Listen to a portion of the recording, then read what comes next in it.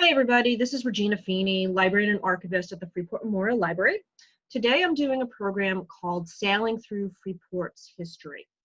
And this presentation is based on the mural that now is on the front of the library near the Merrick Road entrance.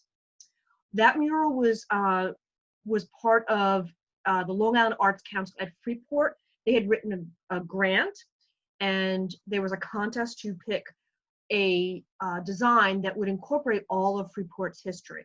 So I'm going to go through some of the different aspects of that mural and talk a little bit about their history. Now, originally when I did this program, it was for fourth graders at the New Vision School. And I have to say, it was a really great time. And I have to say, these kids, these students were awesome, and they asked really, really thoughtful questions. So I was very, very impressed with them. So let's start with the mural. So this is the mural. This is right outside the front entrance, the Merrick Road entrance, and it depicts a ship. And there's various little tiny vignettes within this mural that represent various parts of Freeport history. So I picked a few of them, and I'm going to go do a little more deep dive and explain what some of these little vignettes are. And just so you know, the artist who painted this is Yong Kim, and he was a real pleasure to work with. Okay, let's start now with Playland Park. Playland Park was an amusement park located on South Grove Street, now Guy Lombardo Avenue and Front Street. It was described as a smaller scale Coney Island. It opened on May 26, 1923. The park operated on 9 acres, and amusements included a roller coaster, carnival-like booths, a dance hall, a giant swing, a carousel, and a bathing facility. The park was created by a group of South Shore businessmen, which included Harry Barish, Samuel Geer, Charles Davy, Edward F. Goldman, and Richard Sanneman.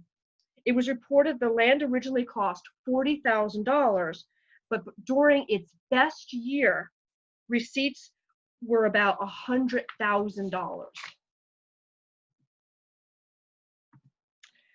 Actor and competitive swimmer Johnny Westmuller swam at a pool at Playland Park in the mid-1920s.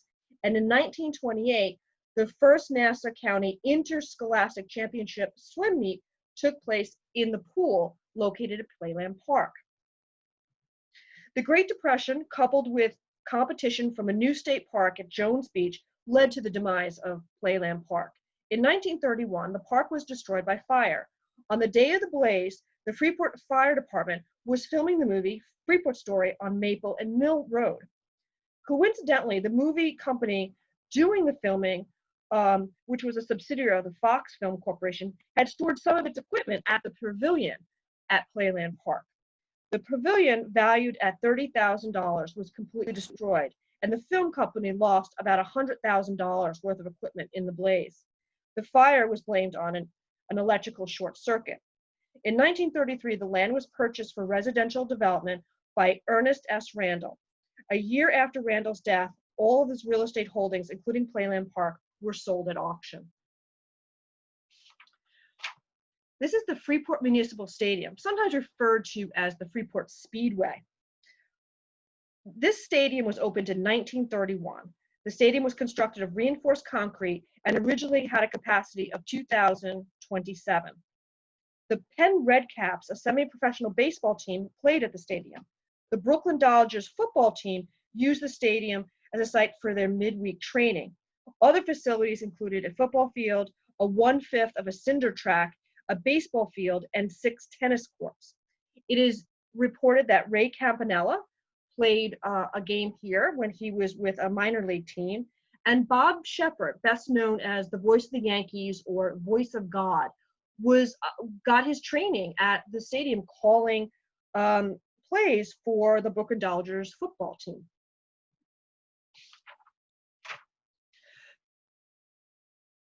Other things, in addition to doing the sporting events, the Freeport High School used this facility for their local football games. And you would also see the marching band there and the cheerleaders. And it was also a place where graduations took place. Later, midget auto races attracted crowds as large as 10,000. And when people talk to midget auto racers, that's a type of car. It's a smaller size car. There was also demolition derbies, and the rock concerts also took place there. The Freeport Stadium closed in 1983. A campaign to save the Freeport Stadium failed, and its buildings were demolished in 1987. Caldor, a discount department store, opened on the site in 1992. BJ's replaced the store about 2002. In the fall of 1990, village trustees voted to name a new street that was constructed on the former stadium property as Stadium Drive. The Freeport Landmarks Preservation Commission added a roadside marker near the original entrance to the stadium. Let's talk about the Freeport Post Office. A post office was established in Freeport around 1858, 5 years after Freeport became the community's official name. Before 1858, Freeporters had to pick up their mail in Merrick at a stagecoach stop and general store located near Babylon Turnpike. Here the mail was administered by Joseph Smith. His son, Carmen Smith, was appointed the first postmaster of Freeport. Nelson H. Smith became postmaster in 1867. The post office was probably relocated to Smith's General Store, located on West Merrick Road. The introduction of house numbers in 1899 allowed for free home mail delivery, which began in 1907. Throughout the years, the post office occupied various locations. The colonial revival style of the Freeport Post Office building was constructed in 1933 on Merrick Road. The exterior is typical of buildings erected by the Postal Service at that time. The interior includes 2 William Gropper murals done for the Treasury Relief Act program, also known as TARP, as part of a New Deal program. These oil-on-canvas murals are entitled Suburban Post in Winter and Airmail. In 1989, the Freeport Post Office was added to the National Register of Historic Places. The Freeport Landmarks Preservation Commission added a roadside marker to the grounds of the Freeport Post Office a few years later. Let's talk about oysters. The oyster industry thrived in Freeport in the late 1880s. The oyster industry was brought to Western Long Island probably in the mid-1850s. Oysters, according to village historian Clinton Metz, did not propagate naturally in Freeport's waterways. However, locals successfully created underwater oyster farms using seed oysters from Patchogue and Connecticut. By the late 1880s, oyster farmers in the town of Hempstead were shipping nearly almost $1 million worth of oysters to market. Oyster farming in Freeport peaked around the turn of the 20th century. It is believed that Freeporter John B. Rayner first entered the oyster industry in 1858. He was followed by Ditmas Pearsall in 1860. Within 20 years, Pearsall was annually shipping 300 barrels of oysters to Europe and 2,000 bushels of oysters to New York City. Oystermen leased underwater land by the acre in both bays and creeks from the town of Hempstead to farm their oysters. In order to fatten up the oysters before bringing them to market, Freeport oystermen would move their oysters from saltwater bay areas to the fresh waters, such as those in the Freeport Creek, also known as the Freeport River. This became problematic in 1891, when local oystermen became alarmed at Brooklyn's encroachment on local watersheds. That year, fresh water diverted from the Freeport Creek and the Merrick River left 3,000 bushels of oyster stranded high and dry. Oystermen were forced to run water pipes to their oyster beds to keep the oysters hydrated. At the time, it was reported that there were 40 oyster planters in Freeport who employed several hundred people. Local oystermen formed a committee in 1896 to protect their industry from Brooklyn's diversion of fresh water. The committee hired attorney Henry A. Montfort of Jamaica to advise them on this matter.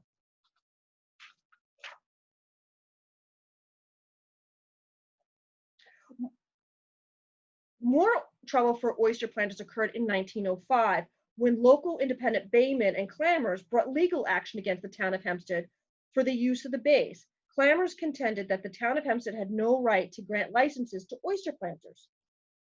In 1907, the court, though, ruled in favor of the town.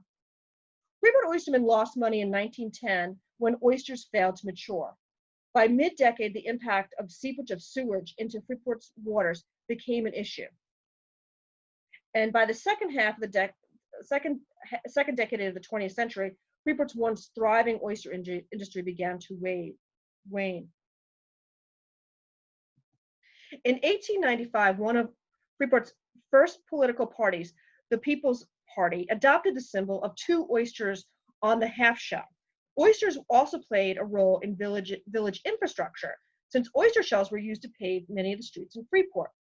In 1902, Street Commissioner John J. Randall reported to the village board that he spread 5,680 bushels of oyster shells on various streets, including Main Street, Grove Street, Church Street, Bedell Street, Ocean Avenue, Railroad Avenue, and Mill Road. The Freeport Memorial Library. The Freeport Memorial Library was established in 1884 by Professor Loren M. Burdick, principal of the Freeport schools, with funds he raised by amateur entertainments. For a while, the books were kept in his clothes closet in the principal's office in the Grove Street School.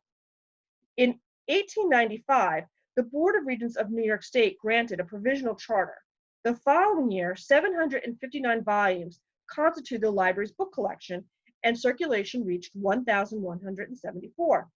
A permanent charter signed by Melville Dewey was granted on December 21st, 1899. The library was housed in the school until 1911, when it was moved to a rented room in the Moser Building on South Grove Street. Members paid 10 cents for a card and were permitted to borrow two books, one fiction and one nonfiction. In 1920, the first public drive for funds for a new building was started. In August 1920, Theodore Roosevelt Jr., assemblyman for the 2nd District, and the late president's son, sent the Freeport Memorial Library Association a $20 donation. One of thousands of citizens in Freeport Village 1,000 citizens of the village of Freeport voluntarily contributed $36,000 for a drive to build the library. The cornerstone was laid on June 25th, 1922, on Memorial Day, and on Memorial Day 1924, the Beaux-Arts building, designed by architect Charles M. Hart, was dedicated as the first war memorial library in New York State.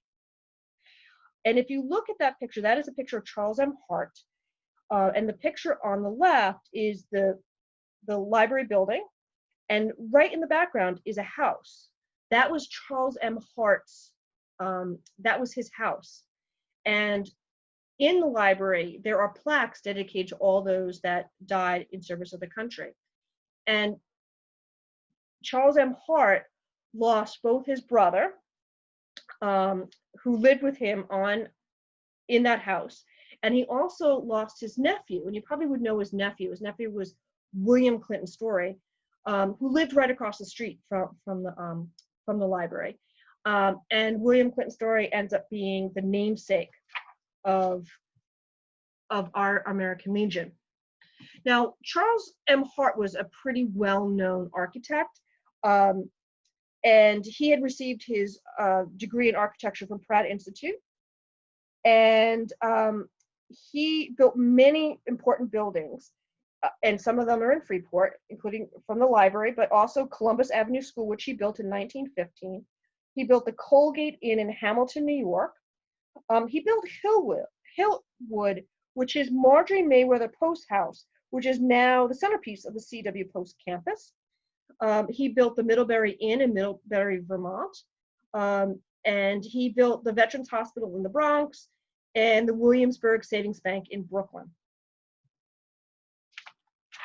And here is a picture of the dedication of the library in 1924. Sitting in the front row, those are Civil War soldiers. And that picture to the right is actually the front, what is now the front of the library, and that is Merrick Road. And in 1999, the Landmarks Commission put a roadside marker on the lawn of the library. Let's talk about Dr. and Mrs. Evans' house, which is now the home of the Freeport Historical Society. Dr. Horace Evans lived with his wife, Edith Gertrude Celine Evans, at 350 South Main Street. He was a graduate of the University of Pennsylvania, a medical doctor, professor of anatomy, author, poet, and musician. He spoke 6 languages, and he was affiliated with the Flower Fifth Avenue Hospital in Manhattan. And after his wife's death in 1948, he lived in the house until his own death in 1961. In 1962, the house was purchased by the Freeport Historical Society for their museum. Edith Gertrude Celine Evans was a noted Egyptologist, archaeologist, and artist, and she was born in England. The renovations to 350 South Main Street caused the couple problems with their neighbors. The remodeling included multiple windows that overlooked adjoining properties. Mrs. Evans claimed that she needed the natural light for painting, but her neighbors saw the windows as an invasion of privacy. And there was problems with her neighbor, who was Dr. Myrick, and they had some issues. And there's actually a whole article in the New York Times about this whole problem between the Evanses and their surrounding neighbors.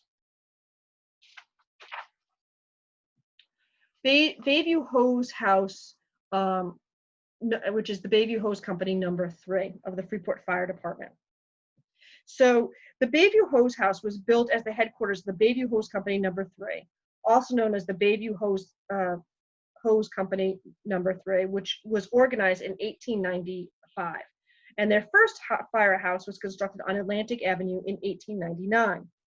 And in 2016, the Freeport Landmarks Commission dedicated a marker for the 1916 Bayview Avenue firehouse. Let's talk about the Crystal Lake Hotel. The Crystal Lake Hotel and Cottage was just often referred to just as the Crystal Lake House, opened in 1895 and was managed by the Frost family for nearly 51 years. The hotel was located at 170 Southside Avenue near Grove Street, which is now Guy Lombardo, and it was located across the street from a 5-acre body of water known as the Crystal Lake. In 1911, the John J. Randall Company gave notice to the village board of its intention to fill the lake, and that lake was later filled in. In 1914, the hotel was nearly devastated by a fire. Its broad verandas were enclosed, and the hotel was reconstructed. By 1938, the Crystal Lake Hotel was the last remaining hotel in the village of Freeport. The hotel was purchased by David Shapiro in 1946 and renamed the Shorecrest Hotel. Again, in 1958, the hotel was destroyed by fire. In 1962, the Frost House Apartments opened on the site of the Crystal Lake Cottage, located at 175 Archer Street. And the Freeport Landmarks Commission would later erect a roadside marker on the corner of Southside Avenue and Guy Lombardo Avenue to commemorate the Crystal Lake Hotel and the Frost family's contribution to the village. The Freeport Elks Club. The Freeport Benevolent and Protective Order of Elks, Lodge 1253, also just known as the Freeport Elks Club, was established on August 26, 1911 in Mechanics Hall, which this was located, was a 3-story brick building on Church and Railroad Avenue. During a meeting of interested Freeporters and a representative for the District of New York Elks, in attendance were J. Hyler Ellison, James Hans, George Morton Levy, Stephen Pettit, Franklin C. Hill, and Archer B. Wallace. It was reported the Freeport's Lodge was the first Elks Lodge to be instituted on Long Island. By October 1911, the Freeport Elks had 144 members. That same month, the organization purchased the home of Charles L. Wallace on Grove Street, which is now Guy Lombardo Avenue, and Merrick Road, for a cost of $11,000. An Elk's head with electric lights in its antlers was added to the front of the clubhouse in 1912. The Elks paid off their mortgage in less than 2 years. And the new and in the new clubhouse was formally opened on June 22nd, 1912. And the original clubhouse was arranged as follows. The first floor included a piano, leather chairs, 2 dining rooms, a kitchen, a cafe, a spacious reception hall, and it featured one of the largest elk heads in the United States, which was a gift from the Atlantic City Elks Club. On July 17, 1913, ground was broken for a $22,000 addition to the clubhouse, and that expanded the lodge. The extended lodge was dedicated on February 21st, 1924. Now, that original Elks Club is where Domino's Pizza is today, and the building that was attached, the addition, is now the Malibu Pet Hotel. During World War I, the Freeport Elks participated in a war bond drive and entertained 7,000 soldiers. A third Elks building was dedicated on Washington's birthday in 1926. The building was located on the property once owned by the Bergen family. The largest of the 3 clubhouse, the building featured 2-story columns, and the first floor contained a bar, it had a dining room, a kitchen, and in its basement it had a bowling alley. The Freeport Elks participated in many charitable endeavors. A good health clinic was established in the lodge in 1925, and Elks members created a toy shop to help prepare toys that were later distributed to needy children during the Christmas season. The Freeport Elks Lodge was often referred to as the Mother Lodge of Long Island, since its members helped form other lodges in Patchogue, Glen Cove, Hempstead, and Limbrook. Due to dwindling membership, the Freeport Elks put their clubhouse up for sale in December 1979. The building was sold to developers, and in February 17, 1980, the Freeport board voted to allow the demolition of the lodge. The 4-acre property was redeveloped into a strip mall named Elks Plaza. And that was the third clubhouse for the Elks. And there is the demolition of that lodge. First National Bank. The First National Bank, commonly referred to as the Meadowbrook Bank, originally opened in 1911. Despite its name, it was a second bank in Freeport, formed after the Freeport Bank in 1929. The original First National Bank was a 2-story building made of Indiana limestone and designed in the Romanesque style that included iconic Columbian pilasters. It was located on the triangle-shaped property on Sunrise Highway near Grove Street, now Guy Lombardo Avenue. In 1929, the 6-story building was constructed as Art Deco and a style that sort of mirrored the Flatiron Building in Manhattan. The bank featured 6 stories with a 2-story base.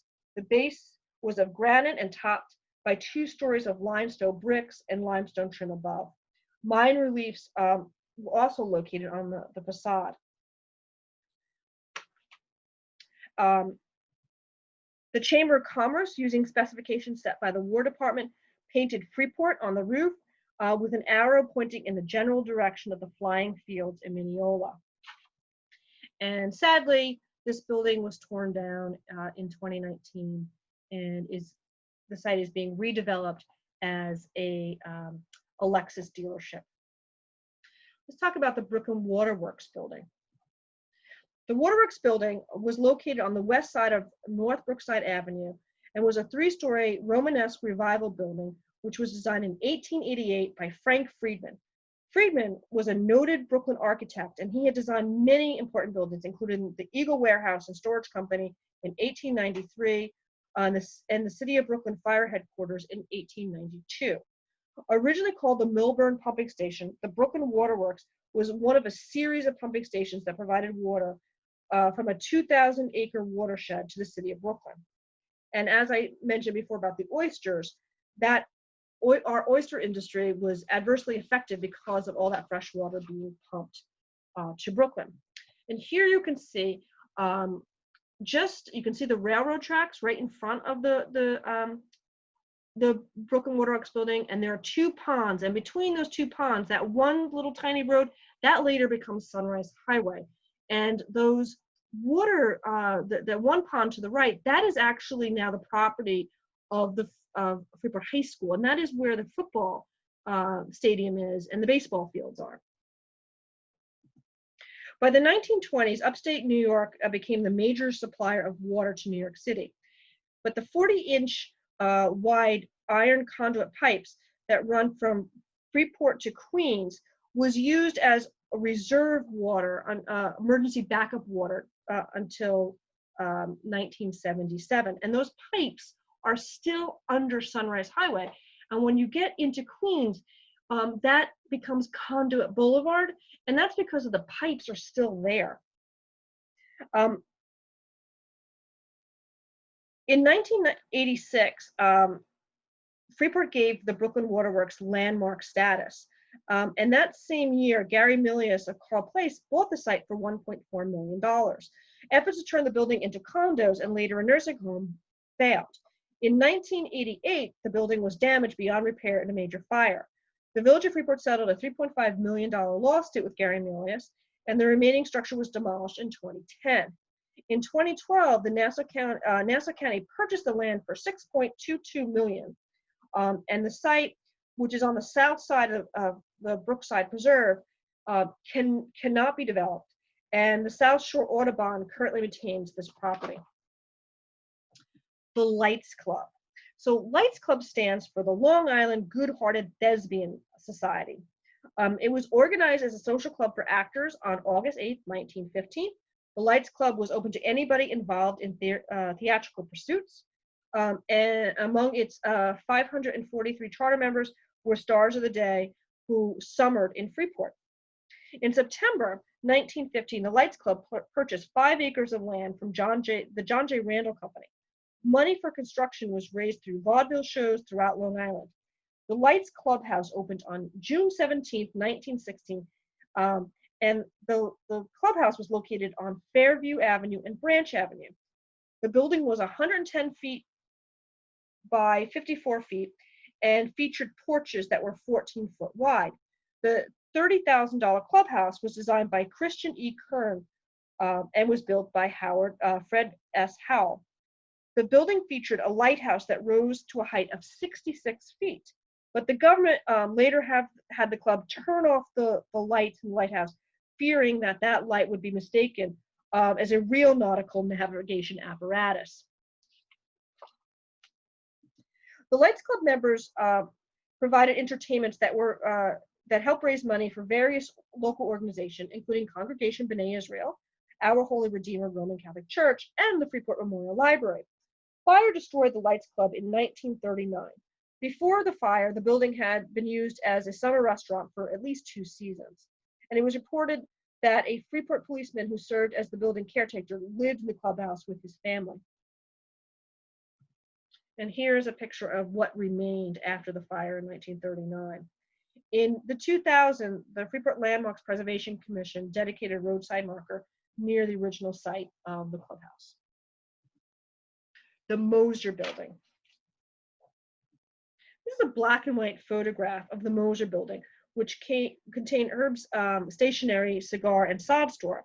It was located on the west side of South Main Street, just south of Merrick Road.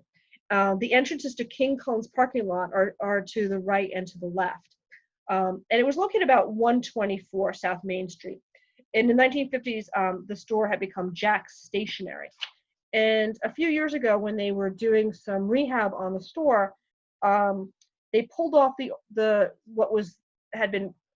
facade that was covering this, and you can see sort of the original inlays. And it was also the location of Moser's Jewelers. It was probably one of the oldest jewelry stores that opened in Freeport around 1890.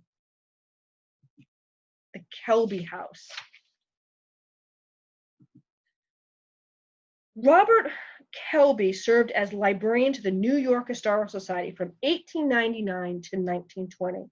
Upon his retirement, he was granted the title Librarian Emeritus. Um, After serving in the Navy during the Civil War, Kelby began working with the New York Historical Society in 1868. Under his direction, the collection of the Society grew from 17,000 volumes to over 150,000 volumes. And this also, in addition to this, they had 160,000 pamphlets.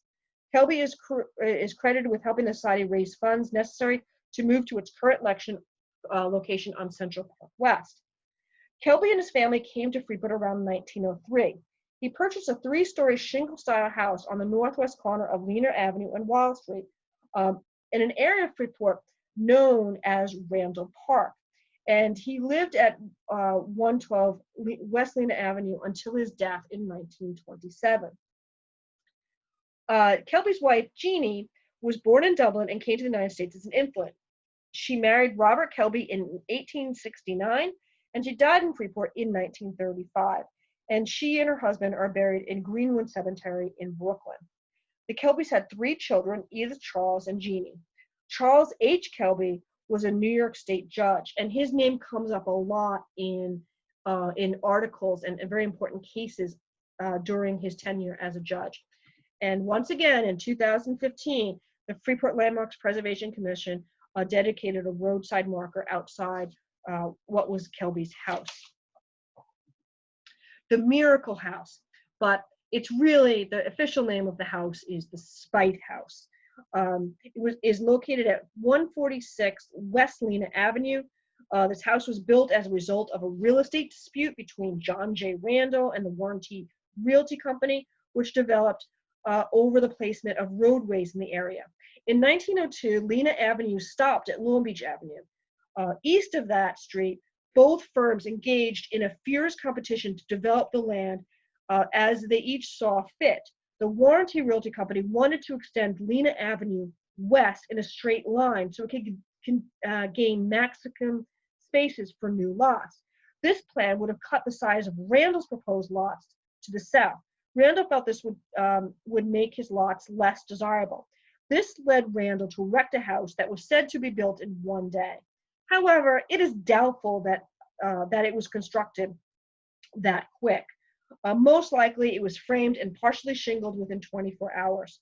The roadside marker that was erected on the property in 1999 calls it the Miracle House. The marker also misidentifies the construction of the house as 1906.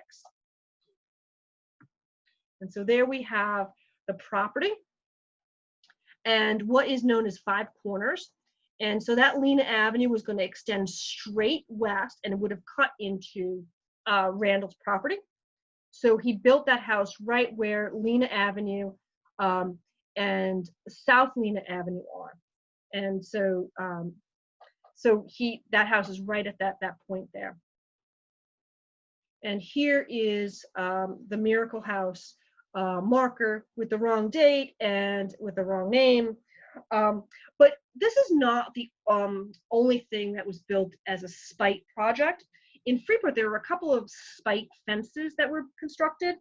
And a spite fence is defined as a superfluous structure used to annoy a neighbor and block the view from his or her property. And there have been at least 2 spite fences erected in Freeport. And I remember when I talked about the Evanses' house.